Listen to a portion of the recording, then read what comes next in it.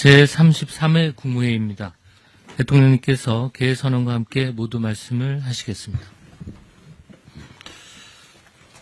네, 제33차 국무회의를 시작하겠습니다.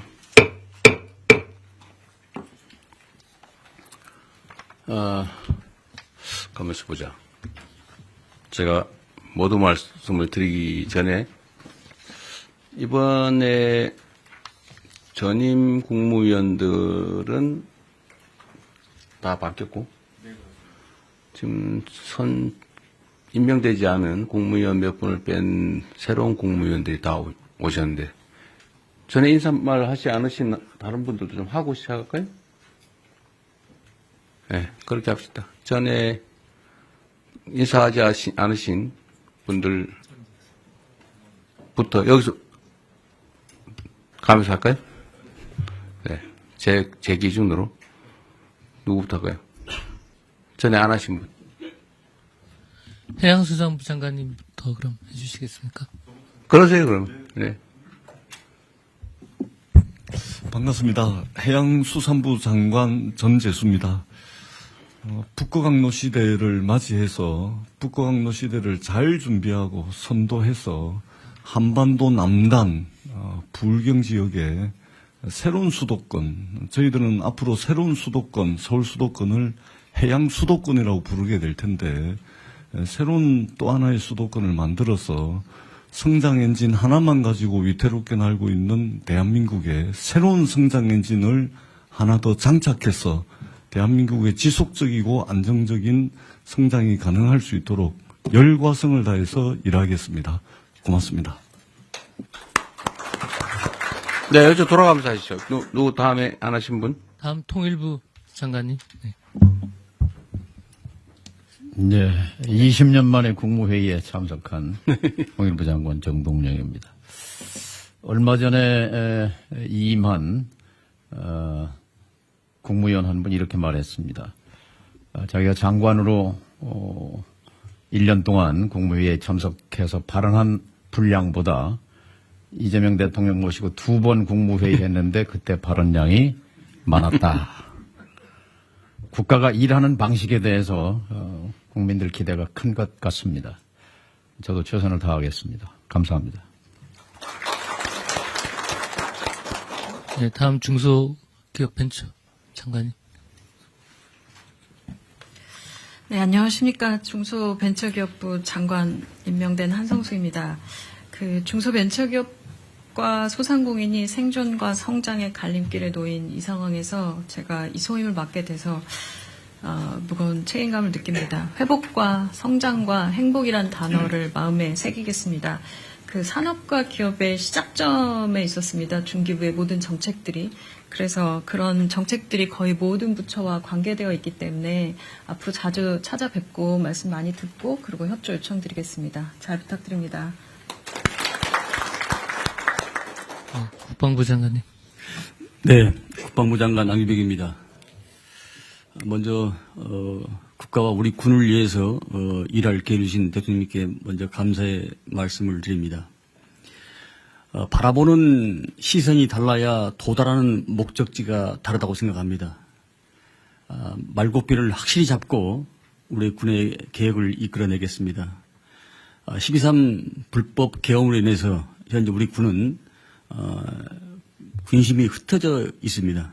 군심을 바로잡고 국민의 군대로 재건시키는데 모든 역량을 쏟아붓겠습니다. 여기 계신 국민님께서 많은 협력을 바라겠습니다. 감사합니다. 다 하신 건가요? 네.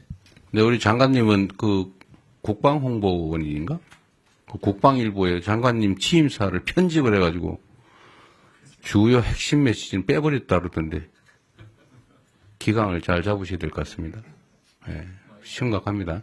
국방부 장관이 한 취임사를 편집을 해서 내란 언급은 싹 빼버렸다더라고요. 네. 그리고 혹시 송 장관님은 전에 말씀하셨던 거 안 했죠? 여기도 신임입니다, 신임. 네, 한 말씀 하시죠. 새로운 각오로. 예, 대통령님. 저는 그야말로 우리 총리님한테 사실 그 선수를 좀 뺏겼습니다. 제가 인사말을 하려던 게 뭐였냐면은 저는 연속의 책임을 지겠습니다. 그리고 혁신의 책임도 지겠습니다. 그런데 이것을 소통과 신속과 그런 수단을 통해서 성과를 최대한 내겠습니다. 이야기를 하고 싶었는데 제가 마음에 먹고 있던 걸 총리님이 취임사에서 그대로 쓰셔서 제가 깜짝 놀랐습니다. 그래서 그 같은 마음으로 그 우리 정부의 성공을 위해서 그리고 국민들의 그 삶이 조금 나아지도록 그리고 우리 농업인들의 삶도 조금 더 나아질 수 있도록 제가 할 수 있는 최선의 역량을 발휘하겠습니다. 여기 계신 분들이 많이 협조해 주시면 더욱더 힘을 내서 하겠습니다. 고맙습니다. 네. 어업인, 축산인, 임업인도 잘 챙겨주시기 바랍니다. 네, 다 같은 마음으로 또 새롭게 잘해주시기 바랍니다. 네, 지금 민생회복 소비 쿠폰이 지급돼서 시중에 사용되고 있는데, 이게 일주일 만에 80% 국민들께서 수령을 하셨다고 합니다. 이게 비교를 해보니까 2020년에 긴급재난지원금을 지급했을 때 같은 기간에 비교했을 때 24%포인트 더 높다고 합니다. 이거는 사실 우리 국민들께서 얼마나 이 소비 쿠폰을 기다려왔나라는 것을 보여주기도 합니다. 혹여라도 지급 대상에서 누락되는 일이 없도록 소외되는 분들이 없도록 잘 챙겨주시길 바랍니다. 지방정부의 역할이 매우 중요하다는 말씀도 드립니다. 그리고 우리가 이 과정에서 하나 좀 되새겨봐야 될 것이 언제나 행정을 하는 데 있어서는 공급자인 우리 또는 공무원들의 행정 편의 이런 위주로 생각하면 안 된다는 것입니다. 이게 모두가 행복하자고 하는 일이 누군가에게 엄청난 좌절감, 소외감, 상실감을 주기도 합니다. 뭐 카드에 금액을 표현한다든지 이렇게 해서 아 내가 기초생활 수급자구나 라고 하는 게 드러나는 게 얼마나 고통스럽겠습니까? 그럼 배려죠. 어쨌든 그래서 이런 걸 경험 삼아서 행정은 나라의 주인인 국민을 중심으로 행정 수요자를 중심으로 사고해야 된다. 실행해야 된다는 점을 다시 한번 생각하면 좋겠습니다. 기후변화 때문이겠지만 폭우에 이어서 폭염이 심각합니다. 온열 환자가 지난해에 약 3배인 2,400명을 넘어섰다고 합니다. 폐사 가축수도 지난해 10배, 100만 마리를 넘어섰다고 합니다. 관련 부처에서 이게 국가적 비상사태다라는 각오를 가지고 가용 인력 예산, 역량을 총동원해서 피해를 최소화해 주시기 바랍니다. 취약계층 지원이나 특히 야외에서 일하는 노동자들에 대한 보호, 추가의 농가 피해 예방, 또 물가 안정을 위해서 최선을 다해 주시기를 다시 한번 당부드립니다. 그리고 제가 어제 보니까 포스코 ENC라는 회사에서 올해 들어서 5번째 산재 사망 사고가 발생했다고 합니다. 5명이 올해 돌아가셨다 그 말입니다. 일하러 갔다가. 이게 있을 수 있는 일입니까? 살자고 돈 벌자고 간 직장이 전쟁터가 된 거 아닙니까? 어떻게 동일한 사업장에서 올해만 5명이 일하다 죽을 수 있습니까? 며칠 전에도 보니까 무슨 상수도 공사하는데 맨홀을 들어갔다가 또 2명인가가 질식 사망했다고 합니다. 그 이전에 며칠 전에 또 보니까 무슨 큰 통에 그걸 수리하러 들어갔다가 또 질식 사망했다고 해요. 뭔가 폐쇄된 공간에 일을 하러 들어가면 질식 사망하는 사고가 많다는 건 국민적 상식인데 어떻게 그걸 보호장구 없이 일을 하게 합니까? 사람이 누군가를 위해서, 어떤 사업자를 위해서 일을 하다 죽는 것, 그에 대한 감각이 없는 건지, 사람 목숨으로 여기지 않고 무슨 작업 도구로 여기는 게 아닌가, 그런 생각이 들 때가 있습니다. 나와 내 가족이 귀한 것처럼 일하는 그 노동자들도 누군가의 가장이고, 누군가의 가족이고, 누군가의 남편이고, 누군가의 아내이고, 그렇습니다. 똑같은 장소에서 똑같은 사고가 발생하는 것은, 똑같은 방식으로 특히 사망하는 것은 충분히 예상할 수 있는 일인데, 이 예상할 수 있는 일들을 방어하지 않고 사고가 나는 것은 결국 죽음을 용인하는 거죠. 아주 심하게 얘기하면 법률적 용어로 미필적 고의에 의한 살인 아닙니까? 죽어도 할 수 없다. 뭐 죽어도 어쩔 수 없지. 이런 생각을 한 결과가 아닌가 하는 생각이 들어서 정말로 참담합니다. SPC가 8시간 이상의 야간 장시간 노동을 없애기로 했다고 합니다. 늦었기는 하지만 다행인데 말씀을 하셨으니 꼭 지키기 바랍니다. 전에도 뭐 1,000억을 들여서 동일사고 발생하지 않게 조치하겠다고 했는데 그걸 과연 했는지 제가 확인해 보라고 했지만 이번에는 신속하게 꼭 지켜주시기를 부탁드립니다. 그런 얘기가 있죠. 사람은 기계가 아니다. 노동자도 사람이죠. 12시간씩 밤에 그것도 주야 막도대로 이어서 뭐 일한다는 게 쉽지 않습니다. 어쨌든 이런 후진적인 산재를 영구적으로 추방해야 합니다. 연간 1,000명에 가까운 사람들이 일하다 죽는다고 하는 게 이게 있을 수 없는 일이죠. 대한민국이 명색이 10대 경제강국에 5대 군사강국, 문화강국이라고 불립니다. 그리고 세계 최고를 자랑하는 민주주의 국가죠. 일하다 죽는 일이 최소화될 수 있기를 바랍니다. 안전이라고 하는 것은 당연히 해야 될 의무지, 이걸 비용으로 생각해서 아껴야 되겠다 이렇게 생각하면 안 되죠.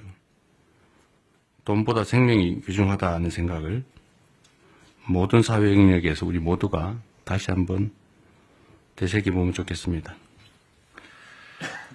뭐 물론 이런 때는 여러 가지 원인들이 있죠. 원청, 하청 관계. 공사 현장에 가보면 하청을 한 번만 하는 게 아니고 하청의 하청, 하청의 하청의 하청, 하청의 하청의 하청의 하청. 그래서 4번, 5번씩 하청이 되면서 원 도급 금액의 절반 정도로 실제 공사가 이루어지니까 안전시설이나 안전조치를 할 수가 없어요. 이거 법으로 금지된 건데 방치되어 있지 않습니까?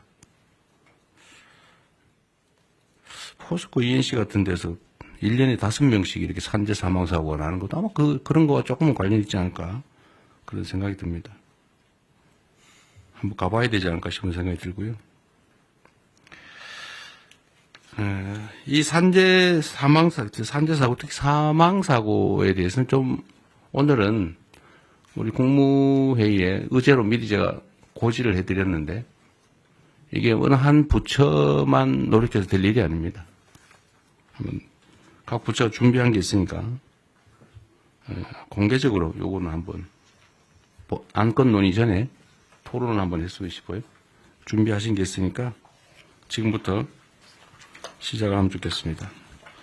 어쨌든 이런 노력을 기반으로 올해가 산재 사망 근절 원년이 될 수 있으면 좋겠습니다. 좀 그래프가 사망이 계속 유지되거나 늘어나는데 꺾이는 그 원년이 되었으면 좋겠다는 생각을 가지고 오늘 토론을 한번 시작해 보도록 하겠습니다. 제가 진행을 할 테니까요. 준비된 게 있으시면 요거 토론부터 먼저 하도록 하겠습니다. 누가 준비하시죠? 고용노동부 장관님. 네. 네, 고용노동부 장관입니다. 요약해서 자료가 있으니까. 자료에 근거해서 네. 보고드리겠습니다. 네. 먼저 중대재해 현황입니다. 올해 1분기 사고 사망자 수는 137분입니다. 좀처럼 줄지 않고 있습니다. 유형을 보면은 떨어짐, 끼임, 부딪힘 등 후진국형 사고가 다발되고 있습니다. 최근 기후위기에 따라 온열 질환 더하기 질식 사고가 또 새롭게 나타나고 있습니다. 대통령께서도 말씀하셨던 상수도에서도 지금 질식 사고가 산소 결핍으로 인해서 발생된 것으로 추정됩니다. 원인 분석입니다. 먼저 가장 큰 원인으로는 대통령께서도 말씀하셨듯이 안전과 사람을 비용으로 여전히 인식하는 관행이 만연합니다. 왜 사람에 대한 지원은 비용이고 설비에 대한 지원은 투자인가? 이런 질문을 던져봅니다. SPC 이 사례에서 대통령께서 정확히 지적하셨듯이 저임금 장시간 노동이 재해자의 집중력을 저하시켰고 이러한 것들이 모여서 재해자의 불안정한 행동이 나타났다는 점에서 그동안 우리는 재해자의 불안정한 행동을 원인으로 지목해 오지 않았나. 우리 정부에서는 원인과 결과를 뒤바꾸지 않겠습니다. 또한 교체가 시급한 노후 장비, 특히 그날도 회전체 윤활유가 자동으로 분사되어야 함에도 불구하고 오랫동안 방치되었던 것을 재해자께서 수동으로 공급하다가 사망사고에 이르렀습니다. 왜 이런 투자가 적게 이루어지지 않았나? 이건 결국 지배구조와 연관이 있다고 생각됩니다. 권한과 책임에 분산되어 있었기 때문에 현상 사장은 어찌 보면 흔히 하는 말로 권한 없는 사장이 아니었나 하는 생각이 듭니다. 두 번째로는 재해가 발생해도 기업의 실질적인 손실이 크지 않는, 즉 재해 발생을 비용으로 환치했을 때도 기업 차원에서는 크지 않다는 인식이 팽배한 게 아닌가 생각됩니다. 중대재해처벌법이 도입되어서 경각심은 제고되었지만 현장에서는 오히려 최고위 경영 책임자는 회피하려는 법률 컨설팅에 의존하고 실질적인 감소책이 나타나는 것은 줄어들지 않는 이유는 거기에 있지 않나 생각됩니다. 또한 이 중대재해처벌법 수사 판결이 상당 시간 소요되기 때문에 또 손방망이 처벌이라는 것도 있고 또 한편 기업에서는 불확실성이 길어짐으로써 불만도 있는 것도 사실입니다. 일각에서는 중대재해처벌법이 대형 로펌만 좋아졌다는 자주 섞인 이야기도 있습니다. 이런 차원에서 중대재해처벌법의 실효성 강화 방법 필요하다고 생각됩니다. 세 번째로 지시와 개통의 불확실성이 야기하는 기업의 경영 방식입니다. 개통은 단순화돼야 되고 지시는 정확해야 됩니다. 그래야만 안전이 확보되는데 이러한 지배구조의 다단계 구조 속에서 개통은 복잡해졌고 지시의 책임자는 불분명해졌습니다. 이런 문제 근본적으로 발본색원하겠습니다. 마지막 지난 정부에서 대책이나 집행과정이 전면적으로 재검토가 필요하다고 생각됩니다. 사람의 안전 생명보다는 오히려 경영 여건을 우선시하는 경향이 있었지 않았나 생각됩니다. 향후 대책입니다. 이재명 정부에서는 근본적으로 중대재해에 대한 대책의 정부의 근본적인 패러다임을 전환하고자 합니다. 이를 위해서는 그동안 기업에 대한 책임 의무를 강화하는 것과 함께 실제 당사자인 노동자들이 보호의 객체가 아니라 자신들이 나서서 예방을 하는 주체로 만들기 위한 인식 전환과 제도 개선이 시급합니다. 아무리 정부에서 행정력을 동원해서 지도 감독한다 하더라도 사후적인 처벌로 될 가능성이 높기 때문에 예방하기 위해서는 당의 당사자가 가장 잘 압니다. 이것이 바로 일터 민주주의입니다. K민주주의의 완성은 일터 민주주의에서 확보된다고 생각합니다. 따라서 사고 예방에 가장 최전선에 있는 노동자들이 알 권리, 참여할 권리, 피할 권리를 보장함으로써 사전에 이들이 위험 요소를 알고 그러면 개선할 것들을 노사가 함께 논의할 수 있는 참여의 권리를 보장하고 그럼에도 불구하고 발생되는 불의의 사고에 대해서는 피할 권리를 보장하겠습니다. 다음입니다. 안전을 비용으로 생각하지 않도록 충분한 안전재원이 확보될 수 있는 제도적 장치가 시급합니다. 특히나 건설 현장에서 만연하고 있는 불법 하도급, 무분별한 재하도급 근절을 위한 제도 개선을 관계부처 협의해야 된다고 생각합니다. 공기단축을 이유로 사람이 죽어서는 안 됩니다. 표준 도급계약서 개정하겠습니다. 건설업에서 산업안전보건관리비 계상 의무도 원청해 주겠습니다. 제가 지난주 남양주 건설 현장 갔을 때 안전난간 지적했는데 이런 것들이 원청 발주자에서 처음에 포함이 안 돼 있었습니다. 원청으로부터 지급받아서 모두 설치 완료됐다고 보고받았습니다. 다음입니다. 사망사고 발생 시 실질적인 제재가 가능한 방식을 고민하겠습니다. 형사적 처벌과 함께 징벌적 손해배상 등 경제적 제재, 그리고 공공 입찰의 참가를 제한하거나 영업정지 등 병행 검토하고요. 아까 말씀드렸던 복잡한 지배구조, 거버넌스에 대해서 실질적 책임 있는 자, 권한 있는 자에게 책임을 묻도록 하겠습니다. 자료에는 나와 있지 않지만 싱가포르 사례, WHS라고 하는 범정부적 싱가포르도 2005년 당시만 하더라도 저희들과 같은 상당히 높은 산업재해 나라였습니다. 하지만 지금 세계적으로 가장 안전한 나라가 되고 있는데요. 거기에서는 이러한 노동자들의 권리 보장과 함께 실질적 책임자에 대한 처벌 더하기 실질적인 제재, 예를 들자면 벌점을 많이 받았을 때는 이주 노동자의 취업을 제한한다든지 이러한 조치들을 통해서 지금 현재 전 세계적인 안전한 나라가 되고 있습니다. 싱가포르 사례 적극 참조해서 제도 개선에 나서겠습니다. 무분별한 위험의 외주화 제한할 수 있도록 원청 책임을 강화하겠습니다. 적격 수급인이라고 하는 선정 기준을 강화해서 적격자가 아닌 자가 수급받을 수 없도록 하겠습니다. 특히 공공부문부터 위험작업 재하도급을 금지하고 불가피하게 할 때는 반드시 승인을 실시하도록 신설을 하겠습니다. 마지막으로 대통령께서 지시하신 산업안전감독관 증언 지방자치단체와 협업을 잘 진행하되 단순한 숫자 증가만 그치지 않고 이들에게 실질적 권한과 함께 책임을 뒤에 병기시킴으로써 실질적인 산업안전 지도가 될 수 있도록 하겠습니다. 예컨대 근로감독관들이 지금 많이 있지만 집단적 노사관계 업무까지 하고 있습니다. 노동조합 동향 보고 이런 불필요한 업무 확 줄이고 여기에 집중할 수 있도록 일하는 방식도 바꾸겠습니다. 대통령께서 SPC에서 특공대가 돼야 된다고 지시하셨는데 특공대 만들어서 예를 들어서 실무 경력을 가진 퇴직자와 신규자를 2인 1조로 해서 이른바 노동안전 투캅스 만들어서 계속 페트롤카를 돌리고 불시에 점검할 수 있도록 하겠습니다. 이상과 같이 대책을 보고드리고 관계 부처와의 내용은 자료 참조해 주시면 되겠습니다. 이상입니다. 네, 요즘 노동자 출신이 노동부 장관이 되셨으니 옆에 중소기업부 장관은 중소기업을 잘 챙기시고 네.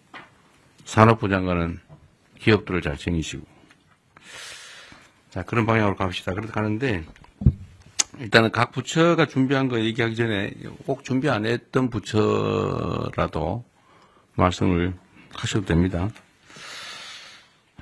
자주간에 이게 옛날에 제가 어릴 때 올리버 트위스트라는 소설책을 본 일이 있는데 그 어릴 때는 몰랐는데 나이가 들어서 알고 보니까 그게 소년 노동의 잔혹함을 풍자한 책이었어요. 노동법이 생겨난 이유가 이러다가 노동자들이 다 전멸을 해가지고 일 시킬 사람이 없어지니까 우리 밤에는 여성들 아이들은 노동시키지 말자. 또는 뭐 13살 이하는 쓰지 말자. 키우자. 그렇게 해서 노동법이 생겨났다고 하잖아요. 예, 공장법의 시초입니다. 하여튼 그 노동법들이 현장에서는 잘 안 지켜지는데 특히 산업안전에 관한 기준들을 다 법에 정해져 놨잖아요. 그죠? 네. 추락 방지 시설이니 뭐니 뭐 온갖 뭐 예를 들면 폐쇄 공간에 들어갈 때는 뭐 호흡을 다 해야 된다 뭐 온갖 게 다 있는데 그거 다 안 지켜서 나는 사고들이죠. 다. 거의 대부분이. 거의 대부분이 그렇습니다. 그거 안 지킨 이유는 돈 드니까. 네, 비용입니다. 비용 드니까. 네. 원청에서 안 주니까. 근데 이게 아주 단순한데 그 비용을 아끼는 게 이익이니까 계속 아끼겠죠. 근데 만약에 이걸 아꼈는데 보험원리상 비용이 나중에 지출해야 되는 대가가 이것보다 훨씬 더 크더라. 라고 하면 절대 이러지 않을 거예요. 그죠? 그렇습니다. 그건 뭐냐면 결국은 제재나 대가가 너무 약한 거죠. 그러니까 차라리 사람이 죽는 위험을 감수하는 게 이익인 사회인 거죠. 그래서 이게 핵심적인 원인인 것 같으니까 아까 말씀하신 것처럼 근로감독관 300명 빨리 구성하라는데 몇 명 했어요? 지금 300명 이미 구성되어 있습니다. 구성됐어요? 네, 150 산업안전공단 단속은 나가고 있어요? 매주 나갑니다. 매주? 매일 나가야지 왜 매주 나갑니까? 저는 매주 나갑니다. 본인은 매주 나가시고요. 어쨌든 불시 단속은 계속 하고 있는 거죠? 그렇습니다. 언제 저도 한번 같이 가면 좋겠어요. 고맙습니다. 네. 어쨌든 사람 목숨을 지키는 특공대다 이렇게 생각하고 네. 정말로 철저하게 단속해야 됩니다. 직을 걸겠습니다. 네. 진짜로. 이번에 이거 해가 상당 기간 지나도 산재가 안 줄어들면 진짜 직을 거십시오. 그렇게 하겠습니다. 보호의 객체에서 예방 주체로 이거 아주 재밌는 아이디어 같습니다. 그러려면 사실은 노동자들의 단결된 역량이 되게 중요한데 그죠? 네. 노동조합도 조직 방해나 이런 것들은 요새 별로 없는 것 같긴 하던데. 하여튼 아직까지는 그런. 노동자들이 혼자 이런 문제를 해결하기는 어렵기 때문에 같은 입장에 있는 노동자들끼리 연합할 수 있게 단결할 수 있게 하는 게 중요한 과제인 것 같습니다. 노동자들의 조직률은 좀 올라가고 있나요? 지금 현재 12% 어간에서 정체되어 있는. 한 10년 만에 1% 올랐군요. 네, 그렇습니다. 그래서 오른 게 어디인가 싶긴 하네요. 이게 제일 핵심은 그거 같습니다. 실질적 제재. 그러니까 이게 안전조치를 안 하고 사고가 나면은 안전조치를 안 함으로써 생기는 이익, 비용 절감보다 훨씬 더 큰 지출이 있다. 네. 라는 걸 확실하게 제도화하면 네. 사고 안 나게 미리 열심히 하겠죠. 네. 그래서 결국 그게 문명 국가일 것 같아요. 맞습니다. 이 중대재해처벌법 말씀 잠깐 드리면 중대재해처벌법에 우리가 처음에 아이디어를 얻었던 것이 영국에 제정됐던 기업살인법이라 해서 법인에 대한 제재를 그러긴 한데 이게 저는 재계에서 중대재해처벌법 이거 자꾸 문제 제기하던데요. 네. 사실 저는 이게 그렇게 실효적인가 하는 의문이 있긴 해요. 네네. 대부분 집행유예 정도로 끝나는 데다가 그 실질적 경영주, 그러니까 이런 안전조치를 하지 않음으로써 이익을 얻는 주체하고 실제 처벌받는 주체가 많이 괴리돼 있죠. 네, 그렇습니다. 예를 들면 실제 이익은 예를 들면 회장이 보는데 그렇습니다. 최대로 해야 사장이 책임지는. 네네. 사장은 실제로 고용인데. 네. 그러니까 별로 효과가 없는 거죠. 실효성 제고 방안을 검토하겠습니다. 근데 이게 저는 형사처벌은 별로 좋은 아주 결정적인 수단은 못 되는 것 같고 맞습니다. 지출이 늘어나게 만들어야 될 것 같아요. 네. 제재도. 네. 그러니까 아까 말씀하신 징벌배상. 네. 그러니까 똑같은 상습적, 반복적 사망사고가 발생한다. 네. 뭐 한 번 우연히 발생한 거라면 모르겠는데 똑같은 현장에서 똑같은 원인으로 똑같은 시기에 똑같은 방식으로 이거는 사실은 거의 고의에 가까운데 이런 경우는 징벌배상을 도입을 하는 것도 한번 고려해 볼 필요는 있죠. 검토하고 있습니다. 아, 그래요? 네. 여기 자료에 없는데 갑자기 말씀하셔가지고 여기 보면은- 지금 바로 생각했나? 아니요. 여기 보면은. 뒤에 있어요? 네. 알겠습니다. 예. 그런 거라든지 과징금이라든지 고액의 과징금 사실 경제적 제재를 가해야 실제 예방을 하기 위해 나서지 않을까. 이익과 손실, 자본주의 생각이 중요하잖아요. 네. 계산이 중요하니까 그것도 한번 고려해야 될 것 같고요. 이제 다른 부처들이 좀 준비한 게 있을 테니까 한번 얘기를 좀 들어보고 또 의논을 마저 하겠습니다. 각 부처가 준비한 건 최대한 좀 요약해서 다 알아들을 수 있으니까 좀 시작하도록 하시죠. 법무부가 먼저 할까요? 예, 순서에 따라 법무부 먼저 하겠습니다. 어쨌든 뭐 중대재해나 산재 관련해갖고 국민 일반의 감정 신속하고 엄정한 수사 처벌을 원하고 있습니다. 좀 현재 실태를 확인해 보니까 최근에 중재법으로 처리된 30건에 관련해갖고요. 수사 단계에서 검찰 송치까지가 한 418일 걸렸습니다. 검찰에서 기소까지가 200일이 걸렸습니다. 600일이 넘어가기 때문에 국민 일반들 정서와는 상당한 거리가 있는 것 같습니다. 원인은 뭐 아시는 것처럼 기업의 보관 안전 시스템 전반을 좀 살펴야 되고 실질적인 지배 구조가 어떻게 되어 있는지 이런 것 때문에 뭐 다량의 압수이라든가 사건 관계가 굉장히 많아서 굉장히 지연되는 측면도 있고요. 그다음에 법 시행 초기라 여전히 법원의 판례라든가 수사의 어떤 기법에서 좀 미진한 부분이 있는 것 같습니다. 그래서 저희 법무부에서는 대검에서 전담검사 지정해갖고 초기부터 노동부라든가 관련 유관 기관들이 협의해갖고 쟁점과 수사 방향을 다 정리해갖고 좀 더 신속하게 수사할 수 있게 좀 지도하고 있습니다. 그리고 대검 전담부서에서 직접 수사도 지원하고요. 근로감독관 대상으로 중재법 처리 및 수사 노하우 교육도 좀 시키고 있습니다. 그래갖고 최종적으로는 법원의 그 엄중한 처벌이 필요한데 법무부에서는 중재법 그 구형 기준을 마련해갖고 엄정하게 시행되고 있는데 법원에 지금 양형 기준이 없습니다. 그래서 법원에 양형위원회에다가 양형 기준을 좀 저희들 강력하게 요청하고 있습니다. 최근 같은 경우는 최근 그 아리셀 화재 사건 같은 경우는 대표자에게 20년 구형했습니다. 그래갖고 저희들이 관련자들이 하여튼 책임에 상응한 또 처벌을 좀 받을 수 있도록 최선을 다하겠습니다. 아리셀 20년 구형하셨는데 그 아리셀의 사망자가 몇 명이죠? 지금 23명으로 23명이 사망 있어요. 지금 기준에 의하면은 지금 사망자 1인당 징역 2년 6월에서 4년 정도로 설정되어 있는데요. 또 이게 뭐 경합범 가중 이렇게 돼갖고 상한 전체 그 교통사고 처리보다 별로 세지 않네요. 예, 그렇습니다. 네. 아까 전담부서 말씀하셨는데 전담 검사 얘기를 하신 건 부서는 아니고. 네. 예.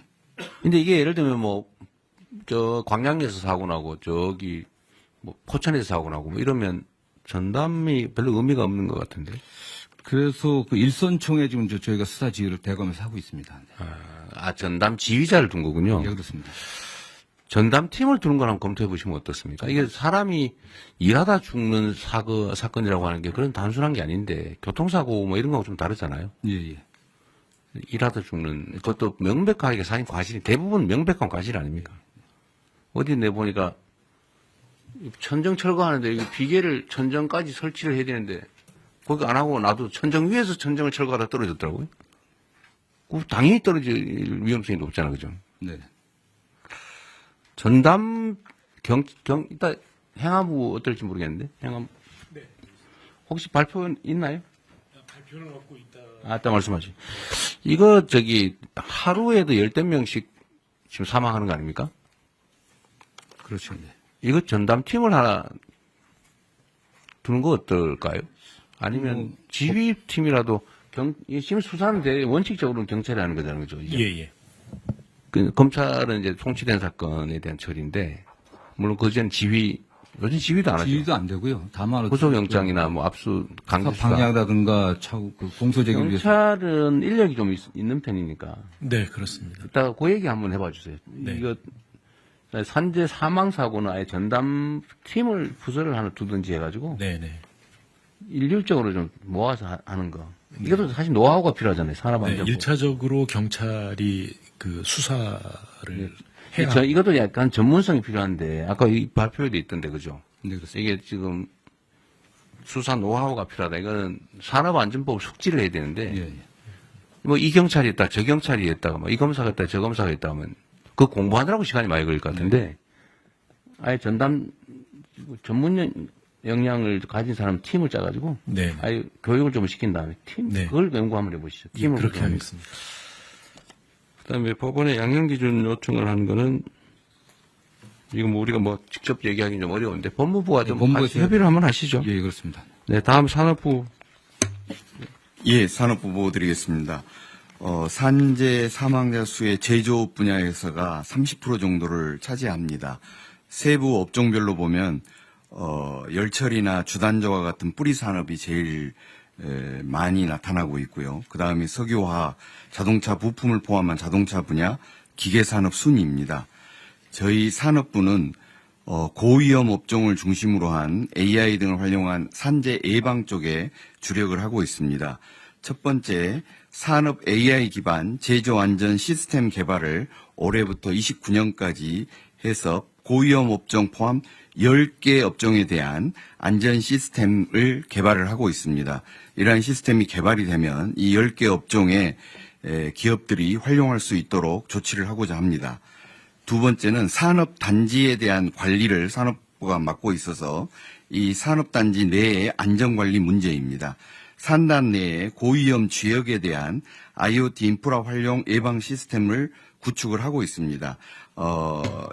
이러한 화학물질, 유해 화학물질에 대한 누출 감지 솔루션이나 사족 위험 지역에 대해서는 사족 보행 로봇이 투입될 수 있게 하거나 또는 예방 감시를 드론을 통해서 활용할 수 있는 방안들을 강구를 하고 있습니다.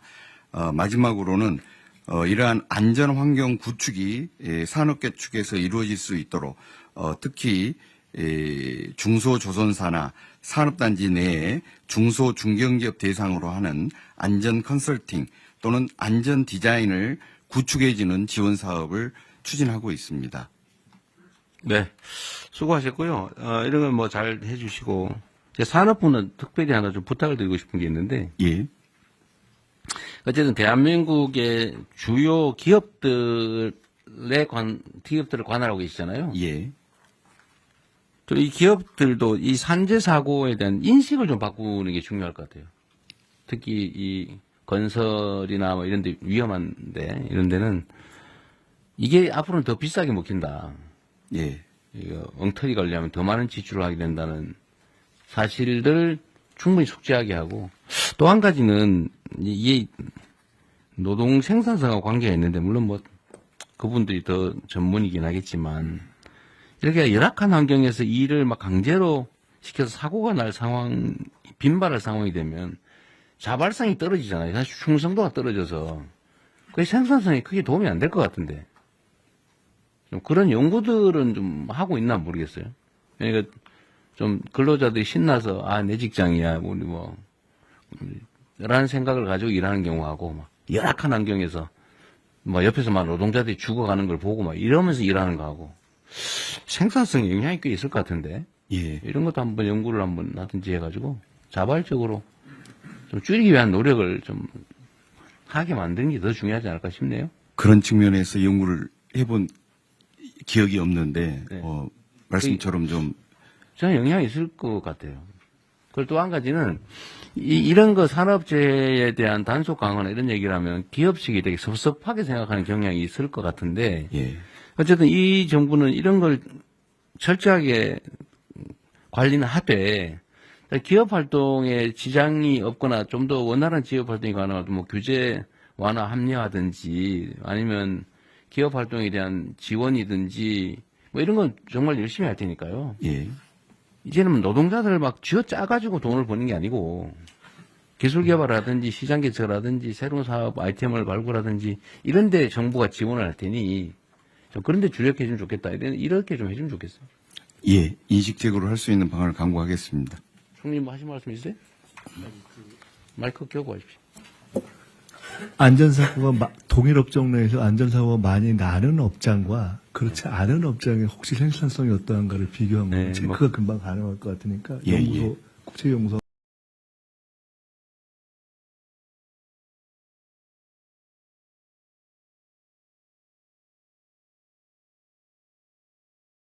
뭐가요? 어떻게 하면? 안전에 대한 투자가 갔을 때 노동 생산성이 올라간다. 이미 그런 자료가 있어요. 있습니다. 예. 근데 괜히 쓸데없는 소리 했네. 네. 국내에는 없는데 국제적인 기준으로 있습니다. 그런 거라도 어쨌든 공유라도 하면 좋겠네요. 네. 예, 그렇게 하겠습니다. 대통령 사소한 거 한 말씀. 말씀하십시오. 이 법 이름이 중대재해처벌법이잖아요. 네. 제목은 너무 세고 내용은 처벌은 별로고. 손방망이고 그렇습니다. 그리고 처벌 자체가 목적이 아니어서 중대재해를 예방하자는 게 목적인데 제목이 처벌법이니까 그 기업의 반감이 회장들이 있군요. 그 제목에 대한 반감이 꽤 큽니다. 그래서 저는 중대재해 예방법으로 제목은 바꾸고 그 내용적으로 그 예방을 강화하고 예방을 못한 것에 대한 처벌 규정을 세게 하고 이렇게 전체 체계를 좀 바꾸면 어떨까? 사실은 산업안전보건법이 예방법이죠. 예, 근데 이제 그걸 통합하기는 좀 어려운데. 네, 대통령님 제가 좀 말씀드리면 말씀하신 것과 같이 우리 부 소관은 산업안전보건법이고 중대재해처벌법은 형법이라서 그 법무부 소관입니다. 아, 물론 그렇죠. 네, 근데 그러다 보니까 명칭이 좀 그런 것입니다. 취지는 사실은 맞는 지적인 것 같아요. 이게 중대재해처벌법, 처벌, 사실 매우 네거티브한데, 예방으로 하고 예방에 일정한 성과를 내면은 인센티브를 준다든지 사실 이런 방식으로 하는 게 훨씬 더 문명적이긴 한 것 같네요. 그건 노동부에서 한번 연구를 한번 해보십시오. 예, 그렇게 이게 하겠습니다. 실제로는 억압해가지고 효과가 크지 않거든요. 네. 예. 다음 국토부 하시죠. 국토부가 이게 관련 분야가 많아가지고. 네. 네. 저희가 드린 자료는 국토부의 일반적인 내용이고 사실은 저희가 논의하고 있는 법률과 관련해서 이 자료를 못 올렸습니다. 저기 통영님께서 네네. 네. 알겠습니다. 네. 저희 그 보고 자료를 보시면 이제 건설 분야나 도로 분야, 철도, 항공, 교통, 물류 분야에 대한 일반적인 사고와 국토부의 이제 나름대로 대처 방안을 이제 설명드린 내용인데 저희가 사실 그 앞서 말씀드린 논의의 핵심 부분을 강화하기 위해서 그 현재 법령적인 작업을 국회하고 같이 좀 협의해서 준비하고 있습니다. 그 자료를 지금 여기 실질 못해서 제가 구두로 대통령께 드린 자료의 핵심을 말씀드리면 이제 건설안전특별법이 지금 지난 21대 김교웅 의원하고 22대 이번에 그 문진석 의원이 발의를 해서 지금 진행 중인 법안인데요.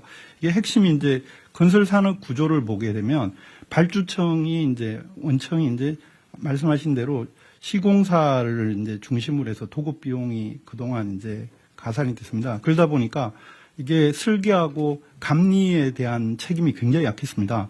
그래서 건설안전특별법의 1차 부분은 이제 그 발주청인 원청에 대한 이제 책임, 처벌 부분과 관련해서 이 시공에 대한 이제 공사비 책정에 이제 공기 적정성을 원래 보장을 하지만 설계 쪽하고 감리 쪽에도 그와 관련된 이제 적정성을 보장을 하는 거를 하고 그리고 이제 더 중요한 건 이제 이런 이제 앞서 말했던 그 실제로 사람을 처벌하는 부분에 대한 부분들이 건설회사 같은 경우는 대리로 예를 들어 처벌받는 경우라든지 여러 가지 문제가 있어서 실효성의 문제가 있어서 비용적인 거로 이제 저희가 생각하고 있는 거는 법안에 나오지만 매출액 대비 지금 3% 정도의 이제 그 과징금을 이제 일종의 하는 방안을 생각하고 있습니다. 그래서 이게 그렇게 될 경우 지금 이제 보통은 영업이익 대비 한 3에서 4% 수준인데 매출액 대비 3%가 나오고 지금 건설업계에서 굉장히 거기 반발하는 경향이 있지만 만약에 실효성은 굉장히 강하게 작동할 수 있다고 저희는 보고 있고요. 그리고 이게 특히 이제 발주청 이후에 원청인 시공사도 안전 규정에 대한 강화를 해서 앞서 말했던 안전과 관련된 펜스라든지 이런 거를 설치를 하지 않아서 하도급이 이제 회사가 두 번째, 세 번째 하도급이 사고 나더라도 그 부분에 대해서 이제 시공사에 대한 책임을 묻는 식으로 법적인 거를 전부 다 처리를 하려고 하고 있습니다. 근데 이렇게 했을 때 제일 이제 문제가 될 수 있는 건 이제 발주청의 비용 부담 문제가 발주청이라면 저희 공공 분야 이렇게도 대표되겠는데 공공이 예를 들어서 이 비용을 확보하는 게 저희 국가재정법에 따라서 기재부하고 또 협의해서 확보되는 그런 측면이 있어서 사실은 공공 분야에서 어떤 발주에서 예산 부분에 대한 일정 조정이 또 있어야 되고 나머지 이제 민간에서도 그에 대한 이제 인식이나 의식이 이제 마지막 사업까지도 다 책임진다는 그런 거로 전환돼야 되지 않을까. 장점은 가장 큰 부분은 우리나라 건설 산업의 후진성에서 전환될 수 있는 계기가 된다고 보고 있습니다. 즉 무슨 말이냐면 이게 산업이 이제 안전을 강조하지만 선진화가 될 수 있는 부분이 우리나라 건설 산업 최대 약점이 이제 감리나 설계 부분이 이제 창의적이거나 아니면 안전성을 답보해내지 못하는 부분인데 이 부분을 제 생각으로는 만약에 이런 안전 규정을 하면 부수적 효과로 건설 산업에 있어서 설계나 감리 쪽에 강화 효과가 나타나면 그쪽이 제대로 임금을 받게 된다고 보고 있습니다. 네. 어쨌든 이런 새로운 안도 좋고, 그러니까 건설 안전에 관한 법을 새롭게 만들어서 제재와 책임을 강화하자 그 말이잖아요. 네. 그것도 중요하고, 여기 준비된 내용을 보면 여하튼 건설 분야의 추락 사고가 지금 제일 많지 않습니까? 근데 건설 현장의 추락 사고는 산업안전보건법이 정한 기준에 의한 안전시설이나 조치를 안 해서 거의 대부분 발생하죠. 그렇습니다. 네. 그러니까 이거를 사전에 사고 난 다음에 처벌도 중요한데, 그걸 안 지키는 평소의 미준수 행위에 대해서 제재를 세게 해가지고 필요한 안전조치를 당연히 해야. 이게 생산성 향상에 2.6배 도움이 된다고요? 2.4배 뭐 하여튼 유럽 보고는 그렇습니다.